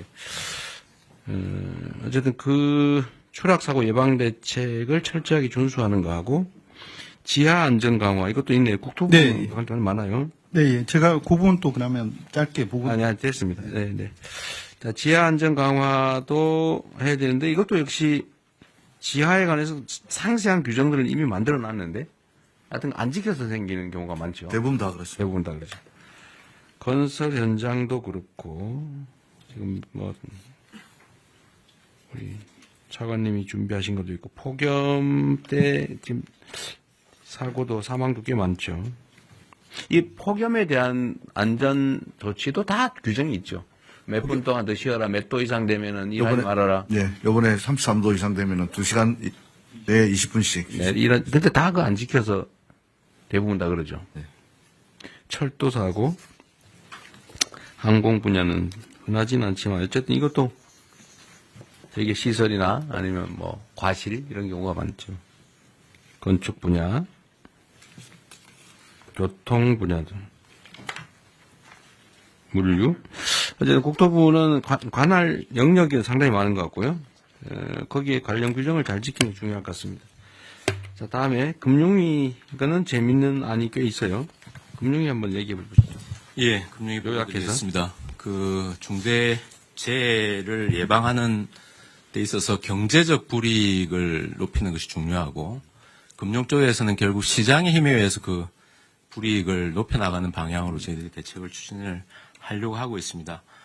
투자 같은 경우에는 지금 상장 기업에 대해서 ESG 평가원에서 ESG 평가를 합니다. 중대재해 같은 경우는 S에 해당되는 항목이 있고, 실제로 이제 중대한 사고가 나면은 거기서 감점이 이루어지고, 그럼 전체적으로 평가 등급이 떨어짐에 따라서 기관 투자자들이 그걸 참고해서 투자에 반영하는 시스템입니다. 그래서 이 부분을 조금 더 명확히 하거나 강화하는 방향으로 해서 투자 부분에서 이런 부분들이 불이익으로 느껴질 수 있도록 하는 조치들을 강구를 하겠습니다. 두 번째는 대출입니다. 현재 대출도 각 그 은행의 내규상 여신 업무 기준에서 보면 사회 책임 경영 항목에서 기업의 평판 요소를 고려해서 평가하도록 되어 있습니다. 그래서 실제로 이런 일들이 일어나고 그것이 사회적으로 이슈가 되는 경우에는 대출 제한하는 것까지도 내규에 하고 있습니다. 할 수 있도록 되어 있습니다. 실제로 케이스를 한번 보고 이게 어떻게 작동되고 있는지를 한번 전반적으로 점검을 하고, 특히 중대재해 부분에 있어가지고는 이런 비재무 모형 평가할 때 조금 더 강화하는 방법들을 강구를 하겠습니다. 그리고 마지막으로는 잘하는 기업, 그러니까 안전 투자를 좀 더 하겠다고 하는 기업들에 대해서는 정책금융기관들이 조금 더 낮은 금리 또는 낮은 보증료를 지금 제공을 하고 있습니다. 이 부분도 재원의 문제는 있을 수 있겠습니다만 조금 더 강화하는 방향을 강구하도록 하겠습니다. 이상 보고로 마칩니다. 네, 이 금융위 제안이 아주 재미있는 것 같아요. 실제로는 투자 기준이 되는 여러 가지 항목 중에 요즘 ESG 평가 결과가 되게 영향을 크게 미치잖아요, 그죠? 대형 펀드나 이런 데는 이걸 되게 중시하는 경향이 있는데, 그렇습니다. 특히 글로벌 펀드들은 그런 것 같은데, 이 평가에 이걸 반영을 좀 세게 하자 그 말이죠. 예, 조금 더 요 중대재해 부분이 조금 더 강화될 수 있는 방향으로. 네. 그 사고를 말을 들면 뭐 뻔한 산재 사망 사고가 막 반복적으로 상습적으로 발생한다. 그러면 아예 그냥 그걸 여러 차례 공시를 해가지고 예. 투자를 안 하게 되면 주가가 폭락하게. 예, 실제로 지금 뭐 특정 기업을 거론해서 그렇습니다만 그 문제가 됐던 기업 같은 경우는 평가 등급이 좀 23년을 경우에는 굉장히 낮아졌고요. 네. 실제로 주가가 여러 가지 요인을 봐야 되겠습니다만 처음 사고 난 대비로 주가가 많이 빠져 있습니다. 그 종합 주가 지수는 전반적으로 올라가 있는 상황이라서 그래서 그런 요인들도 좀 작용한 거 아닌가 저희들은 그렇게 네, 생각하고 그냥 있습니다. 자연스러운 현상보다는 어쨌든 ESG 평가를 강화해가지고 네. 어쨌든 이 아주 정말 원시적인 거잖아요. 규정을 안 지켜서 산재 사망 사고가 상습 발생한다고 하는 거는 대출은 당장 우리가 어떤 조치를 할 수 있는 부분 같은데 이거는 실제 실행 계획을 좀 만들어서 예. 대출 제한이나 뭐 이런 걸 좀 해야 될 거 아니에요. 한번 현황을 한번 보겠습니다. 네. 예, 예. 실제 어떻게 작동하고 있는지 한번 보고 대책을 그러시죠. 강구하겠습니다. 기준을 좀 만들어서 대출과 투자에 불이익이 있는 게 상장 회사들은 상당히 큰 타격이 있을 거 아니에요. 이런 경제적 제재를 실제로 해야 효과가 있을 것 같습니다. 처벌도 뭐 효과가 없지는 않은데. 네. 대통령님 행안부 요 마저 하고 할게요. 네. 자, 공정위하고 조달청이 있으니까 조달청도 있고 요거 먼저 하고 이제 다른 부처들 의견도 마저 듣겠습니다. 네. 자, 공정위 준비한 거 요약해서 간단하게 하시죠. 예, 공정거래위원회입니다. 산업안전 비용을 전가하거나 또는 하도급 대금을 미지급하거나 등은 하도급 업체의 경영 환경을 악화시켜서 결국은 하도급 업체 중대재해 발생의 구조적 원인으로 작용한다고 보고 있습니다. 산업재해를 예방하기 위해서는 원청이 안전관리의 주체라는 인식이 확고해야 되고 그 책임을 하청업체에게 전가해서는 안 됩니다. 그래서 공정위는 그동안 원사업자가 부담해야 될 산업재해 예방 비용을 수급사업자에게 전가시키는 그런 부당 특약을 금지해왔고요. 이걸 위반하면은 시정조치 과징금 벌금이 부과됩니다. 그리고 그 부당 특약이 사법상 효력도 없다라는 그런 법률 개정안을 지난 4월에 통과시켰습니다. 그래서 10월부터 시행될 예정입니다. 또한 원청이 안전관리 책임을 명시한 표준 하도급 계약서를 마련해서 적극 홍보 확산해 왔습니다. 건설의 경우에는 대부분의 사업자가 표준 하도급 계약서를 사용 중입니다. 그리고 안전관리 책임이 부당하게 전가되는 사례가 있는지 지속적으로 점검해 왔습니다. 그러나 최근에 사고가 빈발하고 있고 그래서 원청이 이런 비용을 전가하고 있는지에 대한 점검 필요성이 더욱 커졌습니다. 그래서 공정위는 그런 재해가 자주 발생하는 건설업종을 중심으로 원청이 안전관리 비용을 하청에 전가하는 행위를 집중 조사하고 있습니다. 7월부터 9월까지 집중 조사하고 있는 상황입니다. 법 위반 사항이 확인되면 엄정하게 제재하겠습니다. 또한 하도급 대금이 안정적으로 지급될 수 있도록 하도급 대금 지급 보증 확대 등 종합적인 제도 개선 방안을 마련할 계획입니다. 관련해서 산업재해를 줄일 수 있는 다양한 방안을 마련해서 국민의 생명과 안정을 지키는 데 최선을 다하겠습니다. 이상 보고를 마치겠습니다. 이게 어느 부처가 관할하는지를 잘 모르겠는데, 수차, 예를 들면, 하도급 여러 차례 하는 거 있잖아요. 그 원래 법에 내가 보면 한 차례밖에 안 되는 걸로 알고 있는데. 건설업은 한 번밖에 안 됩니다. 근데 종합건설. 실제로 한 서너 번 하잖아요. 그죠? 네, 그렇습니다. 근데 이거에 대한 제재가 좀 부실해서 그런지, 법으로 금지를 해도 없어지질 않아요. 아주 고질적인 문제입니다. 그리고 그 때문에 임금체불 발생하고. 똑같은 구조입니다. 임금체불과 산재는. 이거는 공정위에서 좀 단속을 이런 거 공정위 단속 사안인가요? 그건 아니죠. 법이 공정거래위원회 하도급법에 있는 것으로 되어 있지 않습니다. 그래서 국토부. 저희가 국토부. 국토부 소관이 불복 하도급 하는 거? 건설업에서는 국토부입니다. 국토부. 예. 불법 하도급 현장 관련은 저희가 관리하고 있는 걸로 알고 있습니다. 그래요? 하여튼 이거 우리가 법으로 정했으면 지키고 못 지킬 거 같으면 그 법을 없애야지. 네. 애매모호하게 어영부영 지키는 사람은 손해, 안 지키는 사람은 이익. 이게 이 비정상 사회의 대표 케이스 아닙니까? 법을 잘 지키면 손해보고, 안 지키면 이익 보고, 지키기 어렵거나, 그러면 차라리 법을 없애야지. 만들어 놓고 안 지키는 건 진짜 문제거든요. 네. 어쨌든 요거는 노동부가 국토부하고 협조를 하든지 국토부한테 가서 빌든지 아니면 뭐 술을 사들이든지 뭔 술을 써서라도 강력하게 단속하게 하십시오. 그렇게 하겠습니다. 예, 어쨌든 노동부가 주무부처니까. 알겠습니다. 네. 하여튼 이 건설 하도급 문제는 이제 따로 한번 얘기를 한번 해야 돼요. 정말 고질적인. 네, 고질적이죠. 네, 이건 산업재해하고 나중에 보호드릴 체불임금하고도 네. 같은 구조입니다. 톡하면 체급을 발생하는 게 하도급 때문에, 순차 하도급 때문에. 그렇습니다. 네, 공정거래위도 어쨌든 이런 구조적인 문제, 특약의 문제, 약관 문제 이런 거는 하되 공정위가 좀 더 할 수 있는 게 있을지 아무튼 네, 좀 살펴보겠습니다. 네. 네. 자, 마지막으로 조달청. 네. 예, 조달청 관련은 기재부 1차관입니다. 대신 보고 드리겠습니다. 먼저 현재 국가계약법령상에서는 이제 행안부는 지방, 중앙정부는 이제 기재부가 갖고 있는 법률이 있습니다. 그 법에서 아까 전에 노동부 장관께서 제안해 주신 입찰 참가자 자격 제한이 사실상 경제적으로 굉장히 아픈 제재가 될 거라고 생각합니다. 현재 이 입찰 자격 제한에는 중대재해처벌법이 없고 산업안전보건법 위반만 들어가 있습니다. 그래서 이번에 중대재해처벌법 위반 사유도 추가로 할 계획입니다. 그렇게 되면 이제 법률을 개정을 하고 조치를 해야 될 사항입니다. 그래서 구체적인 내용은 고용부랑 협의해서 법 개정을 추진하도록 하겠습니다.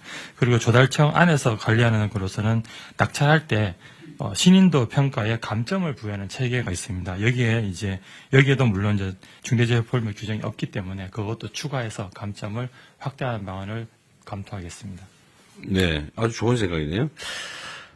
요 현행 법령의 중대재해처벌법 위반 사유를 입찰 제한 사유로 추가하겠다는데 이렇게 하면 안 될 것 같고요. 중대재해 발생 자체를 사유로 해야지 처벌법 위반으로 하면 이게 몇 년 간대잖아요. 예, 이 법률 위반이 확정되기는 너무 오래 걸리니까 표현의 오류인지는 혹시 모르겠는데 중대재해 사망 사고가 발생하면 제한하는 거죠. 예, 제 말씀은 그렇게 되는 실제 현재 계약부에도 보면 산업안전보건법에 따른 규정을 위반하여 뭐뭐 등에 따른 사망을 위해를 가한 자를 제한하게 돼 있어요. 예, 돼 있습니다. 다만 이 경우에 말씀하신 것처럼 이 산업안전보건법 위반인지 결국 중대재해법을 넣더라도 중처법 위반인지를 누군가는 확정을 해야 되는데 그 확정 기간이 현재 노동부로 알고 있습니다. 그래서 네, 그래서 그러면 형사 판결이나 이게 전에 이거 중대재해다 이렇게 먼저 판정을 해요? 법의 정의에 중대재해라 함은 그러니까 네, 1인 이상 사망 그거를 누군가가 이거 중대재해다 이렇게 해줘야 된다. 고용노동부가 이거는 중대재해가 발생했다 이렇게 규정합니다. 아 그래요? 네. 그 수사 전에 처벌 여부는 이제 법원 수사나 기소 단계에서 되는 거고. 네. 그러면 노동부에서 이거 중대재해다라고 일종의 하면 그 네. 기업은 여기서 제한이 됩니다. 작업장에 사람이 사망하면 일단 빨리빨리 해줘야 될 거 아니에요? 그렇습니다. 바로바로 하는 시스템은 있어요? 예, 중대재해 발생되면 중대재해는 바로 근데 직보되고. 제재 정도가 입찰 제한의 현재 제재 정도와 앞으로 계획은 어느 정도예요? 현재 법에서 2년으로 하고 그거를 대통령으로 위임을 해놨습니다. 그런데 사고에 따라 대통령은 1년 반, 2년으로 이제 중대성에 따라서 규정을 하고 있습니다. 입찰 제한을 한 번 사고 나면 얼마, 두 번째 사고 나면 몇 년, 세 번째 사고 나면 이런 식으로 하는 그런 방법도 검토를 해보고 중복하면 더 제재를 강화하는 거죠. 예, 현재는 사망자 수에 따라서 사망자 수 네. 조금 그 부분도 반복성에 따라서 좀 추가하는 걸 그것도 검토하시죠. 예. 네네. 그런데 이게 조달 사업은 지금 조달 사업이라고 하면 그러면 공사, 물품 구매, 예. 용역 다. 예, 그런 걸 다 포함하고 있습니다. 네, 이거 관리를 좀 잘하면. 그런데 이렇게 하면 이거 제대로 하면 사실 건설회사 상당 부분은 입찰 제한이 됐었을 것 같은데 실제로 좀 된 데 있어요? 지금까지는 중대재해처벌법은 포함 안 돼 있어가지고 저희들이 지금 기재부에 건의해놓은 상황입니다. 네네. 계획? 예, 중처법이 없습니다. 이제 반영이 안 돼서 반영을 하겠다는. 하겠다고. 지금 하고 있다는 게 아니고, 향후 대책으로 대책을 인원수로 했는데, 이걸 중복성에 따라서 추가하겠다고 말이에요? 아닙니다. 현재는 산안법 위반만 들어가고 있는데, 법을 고쳐서 중처법 위반도 추가를 하고. 산안법 위반은 결과와 관계없이, 그렇죠. 그러면 사망사고가 발생을 하면, 네. 그렇죠. 그 기준을 만들어서 산업안전보건법 위반을 지금 사유로 했는데. 예, 현재는 있고요. 근데 지금 결과를 가지고 판단하자. 예. 중처법 위반 사유도 추가하겠다는 거예요. 좀 세게 하십시오. 예, 법 개정할 때. 몇 번 막 걸리면 아예 그냥 정부 공사를 못하게. 예, 이거는 아예 자격이 제한되는 거예요. 그러니까 뭐 몇 번, 2년 하는데 또 걸리고 그러면 아예 그냥 서너 번, 두세 번 걸리면 아예 못하게. 예, 그것도 같이 검토하겠습니다. 제가 왜 이 얘기를 하냐면, 지금 여기 발표가 이 마지막이라 없는데 원래 그 규정을 위반하면 인허가를 취소 정지시키는 경우가 가끔 있잖아요. 네. 내가 알기로는 무슨 수도 요금 안 내고 뭐 이러면 건축허가 안 해주고 이런 게 있는데 그런 거 있잖아요. 네. 우리 이거 누가 담당하지? 그런 제도가 있는데 우리 법제처 잘 모르세요? 그런 거 있어요. 그러니까 뭐 어떤 걸 위반하면 인허가를 취소 또는 정지시키는 그런 제재가 있습니다. 그게 그래서 이런 중대사고가 많이 나면 건설 면허를 가지고 사업을 하다가 중대사고가 반복적으로 발생한다. 그러면 영업허가를 취소해버리는 게 맞지 않나 싶어요. 자격 없는 거 아닌가요? 대통령 정책시장입니다. 네. 모든 행정법의 인가와 이제 취소 요건에 보면 전부 이제 사유가 있는데 사유 중에서 아마 이제 여기 이제 얼마나 중하게 들어가 있냐 이 차이인 것 같은데요. 관련 법들이 모든 부처에 걸쳐 있습니다. 그래서 한번 그렇죠. 예. 저희가 법제처로 상의를 해서 현행 우리 그 인허가 제도에서 제재 사유에서 중대재해가 어느 정도 돼 있는지 뭐 경중이 제가 볼 때는 중하게 안 돼 있을 것 같은데요. 중하게 해서 조정하는 방안을 전부처 한번 검토를 하겠습니다. 그러니까 입찰 제한도 제한인데 예를 들면 건설 면허를 받아가지고 건설 공사를 하다가 아예 안전시설 조치 의무를 하나도 안 해가지고 정말 뭐 매년 막 사람이 죽어나간다. 이거 건설 못하게 해야 되는 거 아닙니까? 이런 경우라면? 그럼 이런 경우에는 인허가를 아예 일정 정도는 정지, 일정 정도 반복되면 취소, 건설 면허를 취소한다든지 건설 면허를 그걸 한번 도입을 해보는 것도 어떨까 싶습니다. 일단 현황 파악을 하겠습니다. 네네. 그래서 제재를 아예 계약을 못하는 정도를 넘어서 더 심하면 아예 인허가 면허를 통째로 취소 정지시키는 것도 검토하시죠. 네, 검토하겠습니다. 네. 아, 네네, 말씀해 주십시오. 이게 입찰 제한이라든가 하게 되면요. 거의 100% 효력 집행정지 가처분 신청하고 법원에서 많이 받아집니다. 그리고 실제로 많은 조달청에서 입찰 제한을 하게 되면은 대기업 같은 경우는 로펌 선임해갖고 효력 집행정지 가처분 받으더라도 그냥 해버리거든 경우가 많습니다. 그래도 결국은 결론이 나면, 판결이 나면 그때부터 정지될 거 아니에요? 예, 근데 그게 뭐 다른 어떤 수단이 있어서 그런지 뭐 계속 또 안 할 수는 없겠죠. 왜냐 그것도 비용이니까. 다른 어떤 제재들 뭐 점수를 줄이든지 해서 네. 거의 다 그 효력 집행정지 가처분이 받아지니까 이게. 그것도 감안해서 검토를 하면 하죠. 어쨌든 뭐 제재를 당하는 입장은 그걸 포기할 수는 없을 테니까. 네. 그리고 다른 부처들 의견 있으면 말씀을 좀 하시죠. 누구 할까요? 네, 행안부. 네, 행안부 말씀드리겠습니다. 대통령님 아까 말씀 주신 것처럼 경찰청에서도 산재 전담 수사 인력을 확보해서 이 산재 관련 수사에 차질이 없도록 하겠다는 말씀드리고요. 행안부는 재난과 안전관리를 총괄하는 부처이기 때문에 이 기업 내에서 벌어지고 있는 산재도 경우에 따라서 화학사고라든가 또는 화재사고 또 공사장에서의 대형 붕괴사고라든가 이런 것들이 사회재난으로 대형화될 수 있다라고 하는 것을 염두에 두면서 이 범정부 차원에서 이 중앙재난안전대책본부를 할 수 있는 그런 준비를 하고 있습니다. 그래서 노동안전 종합대책에게도 참여를 하고 있는데요. 그래서 그 행안부가 소관하고 있는 기업재해 경감법은 기업 내의 재해를 줄이기 위한 이 법입니다. 그래서 기업 내에 재난 사고를 예방, 대비 또 대응 복구하는 체계를 구축하도록 지원을 하고 있습니다. 아까 이제 금융위에서도 그렇고요, 또 공정위 또 조달청에서도 여러 가지 이제 이 중대재해를 일으킨 기업들에 대한 이제 불이익에 관한 말씀도 계셨는데요. 이렇게 이제 기업재해 경감법에서는 재해의 경감 활동 우수 기업을 지정해서 관리를 하고 있습니다. 그래서 재해 경감 활동을 잘 하고 있는, 그래서 ESG 평가를 잘 받는 기업에 대해서는 조달 가점이라든가 보험료 할인, 뭐 대출 금리 인하라든가 이런 인센티브 대책도 함께 마련해 주시면 기업의 안전 활동 대책을 독려하는 데 도움이 될 것 같다는 보고 말씀드립니다.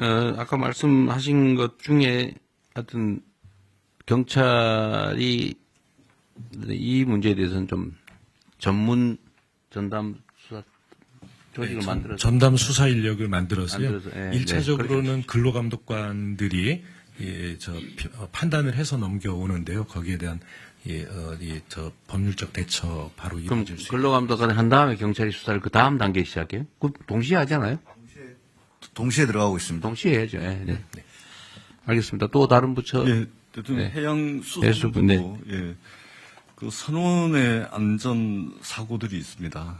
아, 그렇군요. 예, 네. 선원들 같은 경우는 이제 작업 환경이 거칠죠. 예를 들면 태풍이나 파도와 맞서 싸워야 되고, 그다음에 특히 이제 연근의 어선들의 경우에는 이제 선박이 네, 굉장히 상황은 좀 그리고 요약했어요. 예. 그래서 이 육상산업계 같은 경우는 이제 산업안전보건법 또 산업안전공단이 있어가지고 체계가 잡혀 있는데 마침 그 해상산업계는 이런 것이 없었는데 올 1월부터 그 어선안전조업법이라고 이것이 이제 시행이 됐습니다. 그래서 요 부분에 안전조치 미이행에 대한 처벌 규정이 들어가 있는데 이것을 좀 철저하게 좀 관리 감독을 해서 네. 안전사고가 생기지 않도록 최선을 다하도록 하겠습니다. 네. 노동부 장관님, 지금 산업안전보건법에 각종 이렇게 무슨 의무조항을 쭉 만들어서 지금 사업자가 지켜야 될 사항인가 쭉 있잖아요. 네네. 그것도 필요한 걸 계속 보완해 나가고 있겠죠. 네, 그렇습니다. 그런데 그걸 어길 경우에 대한 제재가 어느 정도예요? 제재가 예를 들면 뭐 있어요? 형사처벌, 산업안전조치 의무를 평소에 안 했다. 예를 들면 어디 건설 현장에 갔더니 추락 방지 시설을 하게 됐는데 안 하고 일 시키고 있더라라고 하면 제재가 어느 정도입니까? 과징금이 있을 수 있고. 아니 현재 제재가 어떠세요? 현재 제재 제가 모르겠습니다. 네, 파악해 보겠습니다. 누가 지금 시간 될 때 좀 찾아봐 주시고 법제처장이 좀 찾아주시고 지금 전화기를 다 뺐겠죠. 네. 나중에 그러면 한번 확인해 보겠습니다. 산업법에 위반했을 때 어느 정도 제재가 어느 정도냐? 보고 누가 좀 나가서 확인 좀 해봐 주세요. 그래도 시간이 좀 있으니까. 근데 일단 한 가지 참고로 말씀드린다면 여러 가지 좀 제재 조치가 있을 수 있을 것 같은데 아까 그 대통령님 말씀하신 것도 그렇고 그 갑부 장관님 말씀하신 것도 그렇고 사실은 그 예방을 강화한다는 측면에 있어서는 물론 이제 사고 발생 후의 예방이긴 하지만은 저희가 보기에 가장 실효적인 방법은 작업 중지 명령입니다. 작업 중지 명령을 내려놓고 위험 요소가 완전히 제거됐을 때 작업을 재개할 수 있다 그러면은 일단 사고 발생 후이긴 하지만은 가장 효과적으로 뭐 예방 활동을 할 수 있는 방법 중 하나라고 생각합니다. 그거는 하면 좋을 텐데.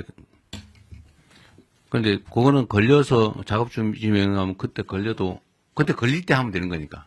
그거는 지금 마련되어 있습니다. 네, 작업 중지 명령을 하고 문제는 산업 안전 시설 조치를 안 하고 평소에 하더라도 사고 안 나면 상관없는 상태잖아요. 지금 사실은. 그렇죠. 그거는 사고 나면 네, 결과적으로 들어가서 뭘 위반했는지 근데 사후적으로. 지금 제가 그 최소 300명 구성해서 불시 단속하라는 거는 네네. 근데 안전 조치를 안 하고 법을 안 지키고 일을 시키고 있으면 그 뭐 제재가 있어야 될 거 아니에요. 그래서 거기서 만약에 사고가 안 나는데 불시 단속에서 걸렸다. 시정을 안 했다. 그 제재 정도가 너무 미약하니까. 미약하다. 뭐 걸리면 네, 뭐 시정할게요. 그러면 그만. 지금도 제가 보니 노동부 장관님 가셔가지고 단속을 하더라도 고칠게요. 그러면 아마 그냥 오고 있을 거예요. 아니요, 거기서 바로 시정지시서를 내립니다. 해봐요. 그냥 시정하면 되잖아요. 시정하면 되잖아요, 그냥. 아무런 불이익이 없잖아요. 그래서 이것도 사실은 스티커 발부하듯이 바로바로 현장에서 그 정도가 좀 안 된다는 거죠. 뭐 실질적인 제재가 없는데. 그러니까 이건 일종의 유예 기간 정도를 두고 네. 이렇게 앞으로 안 하고 하면 일정 기간까지는 우리가 계도하는데 그 기간이 지나면 나중에 걸리면 최대로 제재한다. 하고 실제로 제재를 해야죠. 그래서 그 피해 정도가 커야 제대로 지킬 거예요. 그러니까 지금 지킨 사람은 이익, 손해, 안 지킨 사람은 이익 이렇게 되잖아요. 그러니까 그 제재 정도 지금 누가 확인해 놨나요? 확인 좀 해달라니까 아무도 안 나갔어요? 네. 법전도 앞으로 좀 갖다 놓도록 하십시오. 나 좀 찾아보게. 그러니까 이게 안전조치를 안 하고 일을 하다가 문제가 되면 엄청난 과징금을 받든지 아니면 형사처벌을 받든지 제가 보면 벌금을 받든지 형사처벌을 별로 안 두려워할 것 같아요. 뭐 기껏해야 내가 보기에는 뭐 대통령님 그 안전조치 산업안전보호법 네. 안전조치 벌칙 조항은 근로자 사망 시 7년 이하의 징역 또는 1억 원 이하의 벌금입니다. 안전조치를 안 한 사실 자체에 대한 제재 조항은 없어요.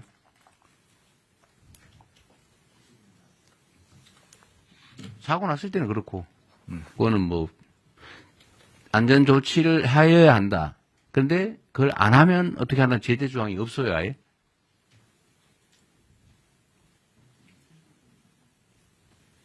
그러니까 이게 사실 우리의 문제죠. 이 많은 사람이 있는데 그걸 아무도 모른다는 사실이에요. 저도 문제죠. 저는 제재 조항이 당연히 있을 줄 알았는데. 그러니까 사용자 입장에서는 이런 상황이면 뭐 굳이 안 해도 사고 안 나면 돈 버는 거고 사고 나면 누가 대신 처벌받고 그냥 그 딱지 아까 말씀한 딱지 하나 받고 끝나버리면 평소에 돈 들여서 할 필요가 없죠. 대개는 이 인력을 추가 고용하든지 네. 아니면 시설을 하는 비용이 들든지 작업 속도가 늦어지든지 이런 현실적인 손실이 있잖아요. 그죠? 그러니까 안 지키는 거지. 근데 걸려도 제재가 별로 없어요. 사고 나면은 좀 심각해지지만 대부분 사고 안 나니까 그 돈을 버는 거죠. 지금 아직 못 찾았어요?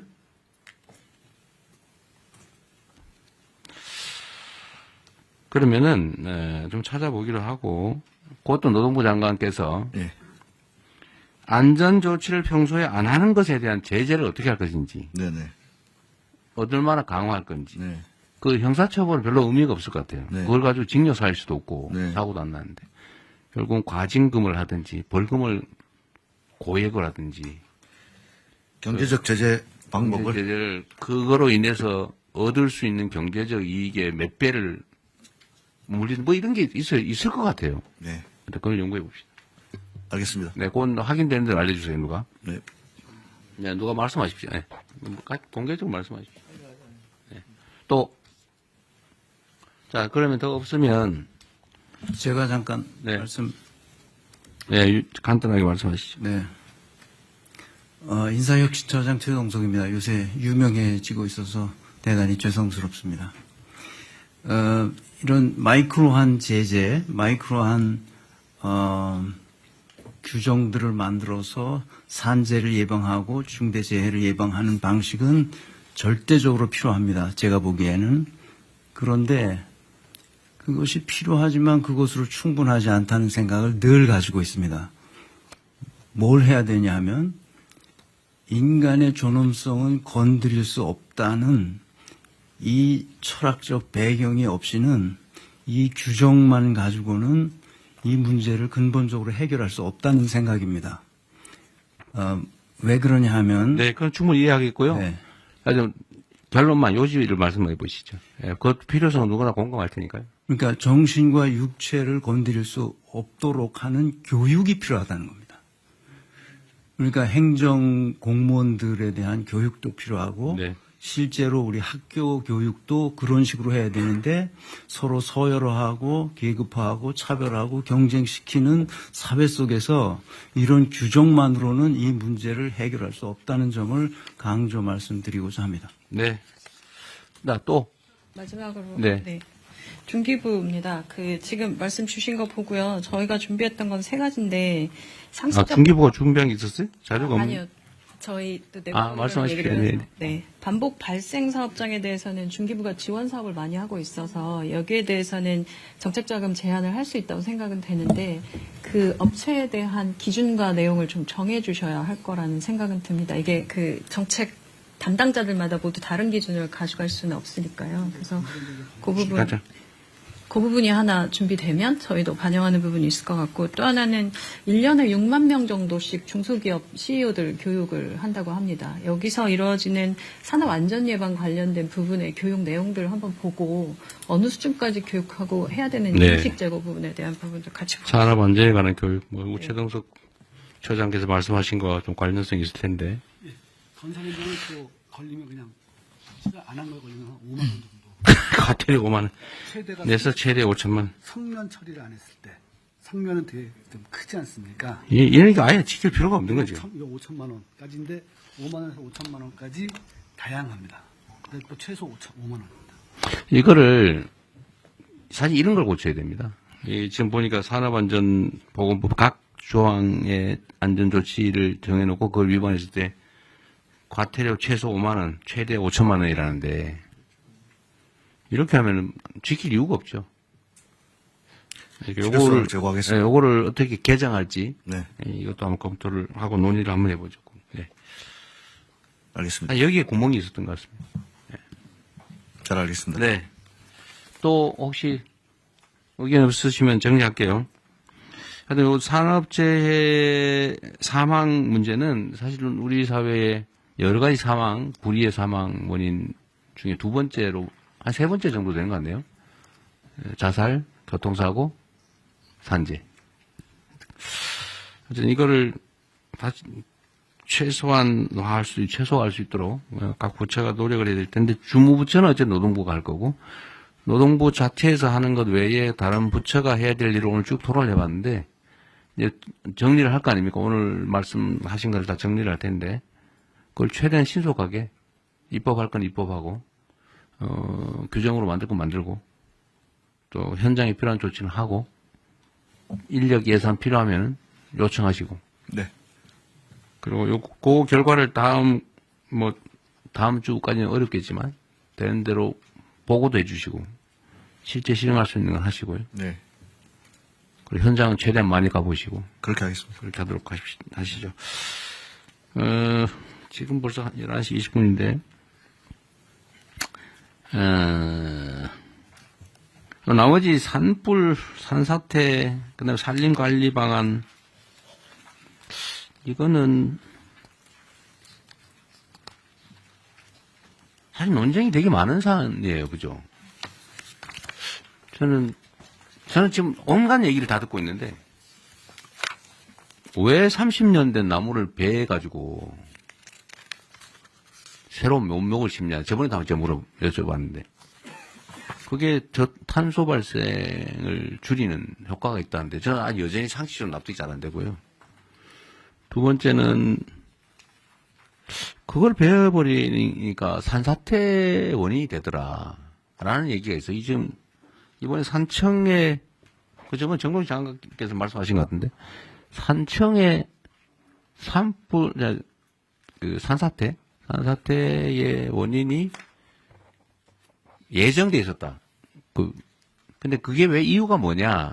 제가 들은 바로는 그게 한 20년 전쯤에 벌목을 했던 지역이라 그래요. 그러니까 오래전에 벌목을 하면 일정 기간 동안 계속 산사태 위험이 커진다. 장관님이 들으신 거는 뭐였어요? 왜 산사태 지역이라고 예정됐다? 혹시 아세요? 예. 그러니까 왜 산사태 위험 지역으로 분류돼 있었는지? 산사태 취약 지역이 있고요. 이게 그거는 우리 산림청에서 기준을 가지고 정하는데요. 왜 그런지 혹시 아세요? 이거 잠깐 대통령께서 방문한 산청읍 불이 저도 그 현장에 갔는데 작년 5월에 20년 전에 볼목한 거 맞고요. 작년 5월 달에 경상남도가 행정안전부에다가 산사태 취약 지역으로 산청군 내에 5개소를 보고했습니다. 근데 이게 비공개 처리됐습니다. 그 동네 주민들은 여기가 산사태 취약 지역인지를 잘 모릅니다. 그러니까 이거 정보 공개만 되고 가령 폭우가 예고됐을 때 주민들에게 경고를 했다면 충분히 사망사고 이 자리에서만 3사람이 죽었거든요. 일단 논점은 그건 아니고요. 하여튼 그 지적은 맞고요. 근데 여기가 왜 산사태 위험 지역이었냐에 대해서 제가 받은 어떤 정부 입장과 완전히 반대쪽인 사람이에요. 그분이 저한테 하는 얘기는 이게 오래전에 벌목을 했던 지역이기 때문이다. 이렇게 주장을 하더라고요. 맞는지 잘 모르겠어요. 근데 그게 외형상으로는 살림이 멀쩡하더라는 거예요. 저도 가보니까 멀쩡하더라고요, 살림이. 한 20년 동안 다시 자랐으니까. 근데 그게 맞는지, 그러니까 함부로 벌목을 한 게 과연 맞냐? 종합적으로 봤을 때. 종합적으로 말씀드리면. 아니, 잠깐만요. 그런 문제가 하나 있다. 그러니까 벌목을 지금 국가 사업으로 지금 하고 있는데, 경제성은 거의 없다. 그 해봐야 비용조차도 잘 안 나온다. 그죠? 그리고 새로 나무 심는 데는 엄청난 예산이 들어간다. 근데 그 결과는 산사태 위험을 증대시킨다. 근데 과연 탄소 포집 효과가 진짜 크냐? 이 논쟁이 있는 것 같아요. 그 하나하고 두 번째는 산에 임도 내는 거 있잖아요.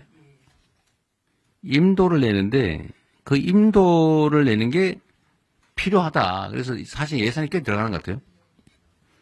근데 또 반대쪽에서 뭐라고 하냐면 그 산사태 원인이고 산림 훼손되는 거지. 그게 산림 관리에 뭔 도움이 되냐. 우리나라 산림이 경제림도 아닌데 그 나무 배서가 해봐야 비용 겨우 넘을 정도밖에 안 됐는데 거기다 왜 임도를 낸다면서 공사해서 비용 들이고 산사태 위험을 초래하냐.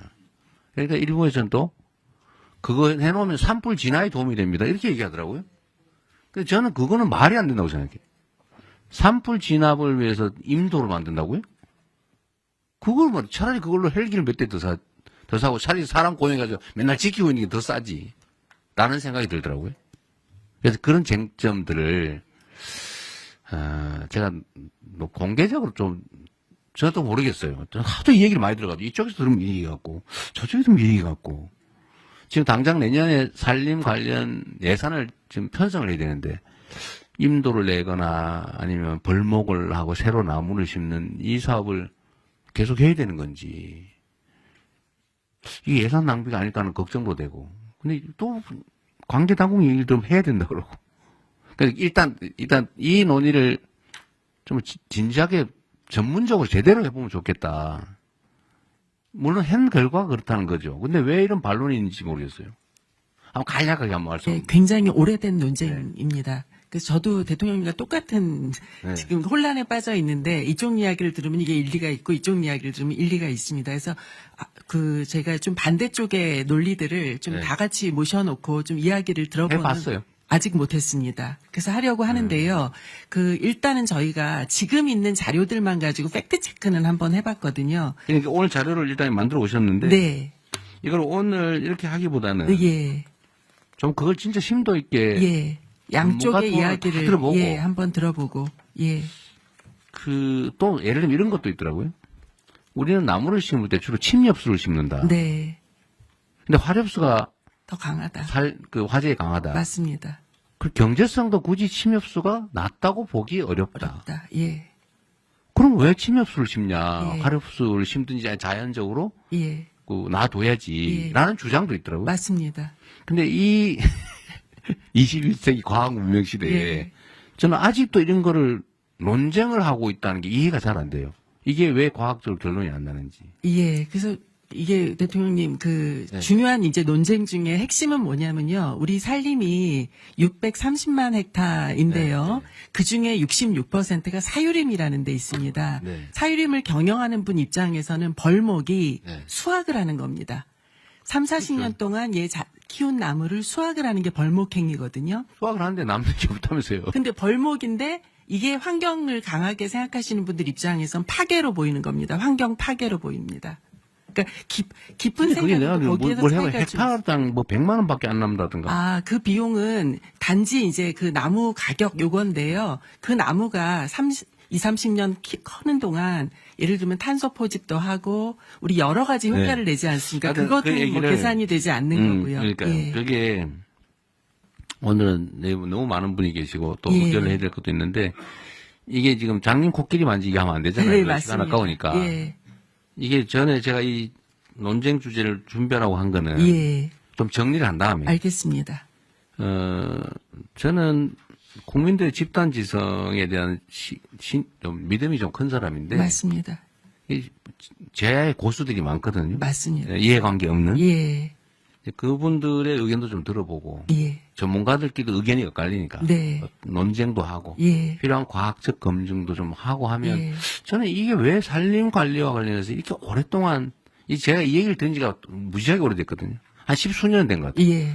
이 결론이 안 나오고 지금도 논쟁하고 있어요. 맞습니다. 그 사이에 돈은 1년에 몇천억씩 들어가고. 예. 그래서 이거 예산 편성 전에 결론을 좀 알겠습니다. 내야 되겠는데 예. 먼저 정리하고 국무회의로 가져오시는 게. 알겠습니다. 그렇게 하겠습니다. 예. 대통령 저기 전문가가 하는 분 준비할 때요. 이 독일, 오스트리아, 일본 이 세 나라가 굉장히 체계적으로 감벌과 산림 관리를 하고 있습니다. 그러니까 총량을 정해놓고 매년 그 총량을 넘어서는 만큼을 감벌해서 그걸 바이오매스의 그 소위 재생에너지의 자원으로 쓰고 있는 나라가 많고요. 의외로 그 비중이 적지 않은 비중입니다. 다만 우리처럼 모두 배기를 하지 않고 매우 체계적으로 감벌을 하는데 체계적인 감벌을 위해서 임도가 필요한 게 사실입니다. 그런데 대한민국은 그런 방식으로 하고 있지 않아서 생기는 문제가 많은데요. 그래서 다음에 토론을 할 때 해외에 특히 일본이나 독일이나 오스트리아나 이런 사례를 비교해서 토론하면 훨씬 도움이 될 것 같아요. 저한테 얘기하지 마시고요. 산림청에 농림수산부가 환경부 관련 부처하고 당연히 환경부가 중요한 관련 맞습니다. 부처잖아요. 예. 저는 김성환 장관께서 어떤 생각하시는지 잘 모르겠는데 지금 얼핏 들어보니까 감벌을 잘해야 된다 그런 입장. 임도도 내야 된다는 쪽 같기도 한데 우리나라처럼 이렇게 삐쭉삐쭉한 산에 과연 임도를 내서 될지도 우리는 임도를 내서 관리를 할 만한 데는 다 밭으로 만들지 않나요? 그런 생각도 들더라고요.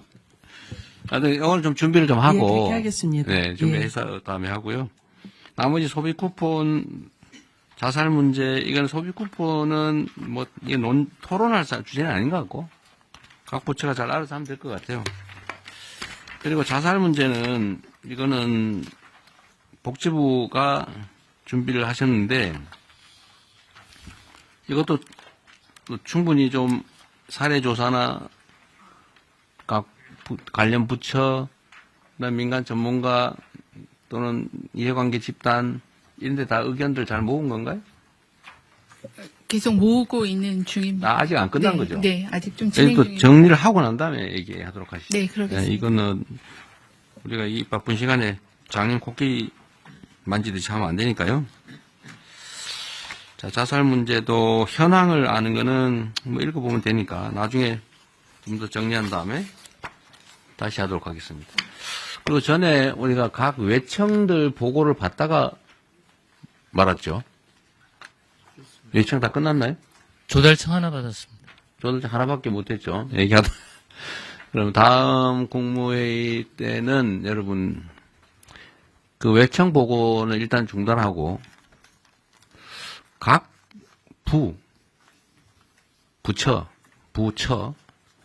순서를 정해가지고 주요 현안, 주요 개혁 과제 토론을 좀 하도록 하겠습니다. 어느 부처부터 할지는 총리께서 미리 좀 정리를 좀 하셔가지고요. 한번 국무회의 하고 필요하면 별도 시간을 좀 잡아야 될지도 모르겠어요. 실제 업무 보고를 아직 못 받았거든요. 각 부처 업무 보고를 받아야 되니까. 대통령 부처 업무 보고는 이제 부처별로 2개씩 돼 있는데요. 2개씩이요? 그걸 그런데 이제 그 형식은 사실 부처가 대통령한테 보고하는 형식이 있어서 지금 말씀하신 취지는 부처 업무 보고도 있지만 또 같이 토론도 하시자는 그런 취지여서. 네, 그렇습니다. 예, 국무회의 또 토론 이 시간과 부처 단독 업무 보고 형식하고 상의해서요 보고 드리겠습니다. 예. 근데 저는 지금 각 부처들이 너무 칸막이가 돼 있어가지고 저는 이제 사례들 한두 가지 말씀드렸습니다만 좀 직접 관련이 없어 보이도 다른 부처들이 그 얘기를 같이 나누는 게 중요할 것 같아요. 뭐 시간 낭비처럼 느껴질지 혹시 모르는데 그래도 한 번은 스크린하고 각 부처들이 다른 부처에 이런 주요 현안이 있구나. 그리고 대개 의제들은 다 다른 부처에 관련이 있어요. 아까 우리 본 것처럼 산재사고만 해도 노동부 현안이라고 보통은 생각하지만 사실 전혀 아니거든요. 노동부 독자적으로 해결이 안 돼요. 그래서 해결이 안 된 거예요. 그냥 전 부처가 나서가지고 관계된 것도 다 해야 되기 때문에 그 세부적인 무슨 통계 자료니 이런 거는 그냥 보고할 때 서류로 대충 하면 되고 주요 현안 예. 각 부처의 개혁까지 이거는 같이 공유를 좀 해야 될 것 같아서 예, 그걸 부처를 국무회의에서 하고 그 중에 보완이 필요하거나 뭐 각 부처만 해야 될 게 있으면 따로 떼고. 알겠습니다. 예. 아니면 부처를 한 그룹핑을 서너 부처로 묶어서 같이 그래 할 하는 사안들은 것도 그렇게 하고. 그것도 하나의 방법이 부처는 따로 할 건 따로 하고. 예. 관련 부처 몇 군데만 할 건 몇 군데를 하고. 예. 같이 공유해도 괜찮은 거는 국무회의 할 때 그냥 신속하게 쭉 한번 훑어보고 나가게. 방식을 두 개를 검토해서 보고 드린다. 단계별로 하죠. 예. 그 다음부터 하고 필요하면 국무회의를 일주일에 한 번이라도 몇 번 더 할 수도 있습니다. 업무 파악을 좀 빨리 해야 되기 때문에. 그 다음 주 화요일부터는 끝나시면 좀 몇 부처부터 하루에 한 2개 부처 정도. 대통령 비서실장입니다. 그 안을 준비해 놓은 게 있어서요. 네. 예, 보고를 추후에 드리고 네. 논의를 국무총리님하고 하도록 하겠습니다. 알겠습니다. 이제 이거한 의결을 해야 되니까 회의는 비공개로 바꾸고 회의를 진행을 하도록 하시죠. 네. 네. 지금부터 회의는 총리께서 진행을 하도록 하겠습니다. 의안실은 비공개로 진행됩니다.